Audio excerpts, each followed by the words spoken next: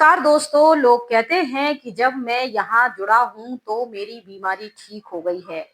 बाबा ने मेरी बीमारी ठीक कर दी है। बाबा ने मेरे बच्चों की नौकरी लगा दी है।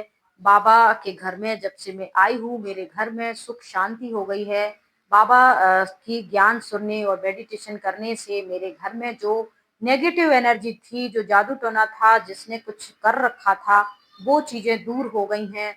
नौकरी लग गई, मेरा बच्चे की एडमिशन हो गया है, मेरा जो पैसा फंसा हुआ था वो वापस आ गया है।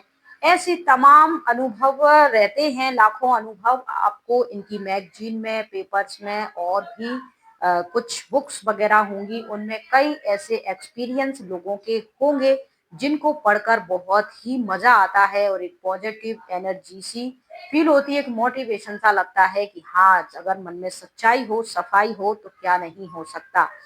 मैं भी एक कुछ ज्ञान बीड़ा और कुछ ज्ञान की जो भी स्टोरी आती थी लोगों की कि उनको बाबा से क्या-क्या मिला है, मैं भी पढ़ती थी और मैं भी मेडिटेशन करती थी। मेरे भी ऐसे बहुत सारे एक्सपीरियंस थे जो मैंने बाबा से कहा, मेडिटेशन किया और उसको प्राप्त किया। तो ये बातें सही हैं। लेकिन जब मैं ज्ञान में थी और ब्रह्मा कुमारी पद पे थी तो मैं अलग-अलग धर्म और अलग-अलग ऑर्गेनाइजेशन के वहाँ के हेड से भी मिलती थी और वहाँ के लोग जो हैं आपस में जो ज्ञान सुनाते थे मेरी तरह, उनके कई ऑर्गेनाइजेशन हैं, जैसे जय गुरुदेव, राधा स्वामी और भी धर्मों के होते हैं, कई मठ पंथ होते हैं, उनके भी होते हैं। तो कहीं भी किसी से मिलने जाना होता था बाबा का परिचय, क्योंकि भगवान ने कहा था कि भगवान एक ही जगह आया हुआ है और सब तक संदेश पहुंचाना हर बच्चे का कर्तव्य है। तो हम भी चले जाते थे उनके यहाँ और उनसे बताते थे उनको ज्ञान के बारे में और भगवान के बारे में। फिर वो अपना साहित्य हमें देते थे और अपने ज्ञान के बारे में बताते थे और जो भी थे दुनिया के लोग।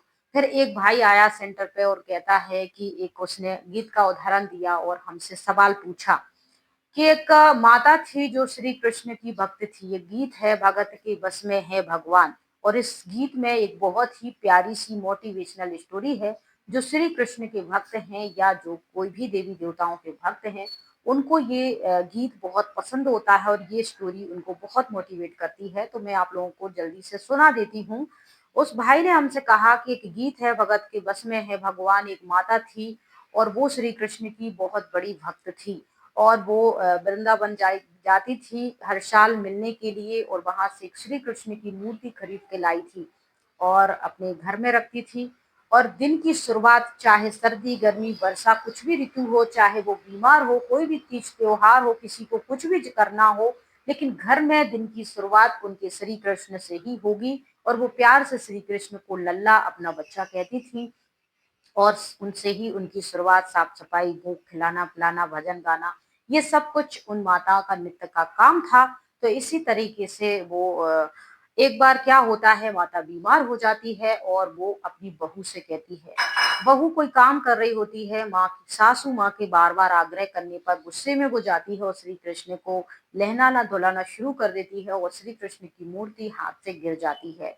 तब सास को बहुत गुस्सा आती है, वो रोना-पीटना शुरू कर देती है और कहती है, मेरे लल्ला को पहली बार हमने तुमसे सेवा की कहा और तुमने गिरा दिया, डॉक्टर को बुलाओ, डॉक्टर को बुलाओ।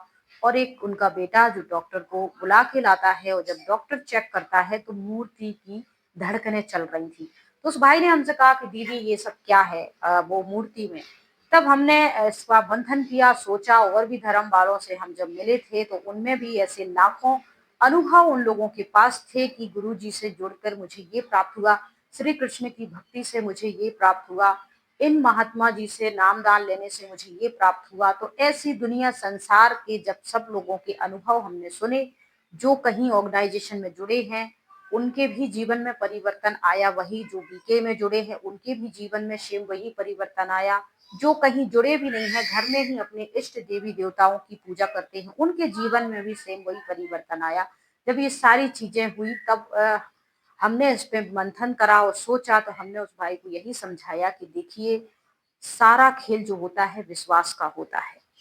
अगर आपका विश्वास एक मूर्ति में है और आप पूरे मन से अपनी हर परेशानी को बताते हैं और विश्वास के साथ उनसे अपेक्षा करते हैं कि आपके माध्यम से ये सब कुछ ठीक हो जाएगा, चाहे आप एक पॉइंट ऑफ एनर्जी यानी गॉड, परमात्मा, अल्लाह, ईश्वर, कोई मूर्ति, कोई गुरु संत, कोई किसी को भी आधार बनाकर आप बिल्कुल विश्वास के साथ, पॉजिटिव ऑरे के साथ लगातार उस चीज को, अपने घर की पॉजिटिविटी को बदलते हो, आप नेगेटिविटी को हटाकर पॉजिटिविटी भरते हो, अपने बच्चों की पढ़ाई को लेकर आप उसके बारे में सोचते हो, उनसे शेयर करते हो, अपने घर की इष्ट देवताओं से, या फिर आप का कहीं पैसा फंसा है, वो व्यक्ति देने की फिराक में नहीं था, वो देना ही नहीं चाहता था, आपसे बात भी, संबंध संपर्क भी उसने खत्म कर दिए थे। जब आप अपने उस इष्ट देवी देवताओं से, आराधना से, उसको विश्वास से कहते हो कि फला फला व्यक्ति मेरा पैसा मिल जाए, और ये जब आप लगातार ये मेडिटेशन करना शुरू कर देते हो, तो उसके पॉजिटिव रिजल्ट मिलते हैं। कोई स्टूडेंट है, 3-4 प्रयास कर चुका है किसी कॉम्पिटिशन एग्जाम में, लेकिन वो नहीं निकलता। जब वो अपने माँ बाप के कहने पर किसी इष्ट देवी देवताओं को, शिव को, कृष्ण को, या राम सीता को, या भी उनके जो भी परिवार के कोई इष्ट देवी देवता होते हैं, हर शुभ काम वो उनके द्वारा शुरू करते हैं, उनकी शुरुआत से ही। तो उनको जब वो मानते हैं पूरे आस्था विश्वास के साथ, और फिर वो काम करते हैं, तो उन्हें सफलता मिल जाती है। कोई बहुत बड़ी बीमारी है, डॉक्टर ने भी कह दिया है लास्ट स्टेज है, तुम्हारे पास सिर्फ 6 महीने बाकी हैं, उसमें भी मेडिकल हो जाता है, चमत्कार हो जाता है। उनका अपने किसी गुरु संत में भरोसा होता है, और वो पूरे विश्वास के साथ ये कहते हैं कि अब हमने ये सारी बीमारी आपको सौंप दी है, हम बिल्कुल ठीक हो जाएंगे। तो वो बिल्कुल ठीक हो जाते हैं। फिर हमने उन भाई को यही समझाया कि देखिए, दुनिया में आपका विश्वास कहीं भी है, आप उसके बारे में पॉजिटिव हैं, अच्छी सोच रखते हैं, तो आपका काम जरूर हो जाएगा। अब यहाँ कुछ बीके कहने लगेंगे कि नेगेटिविटी फैला रही हो, ये फैला रही हो।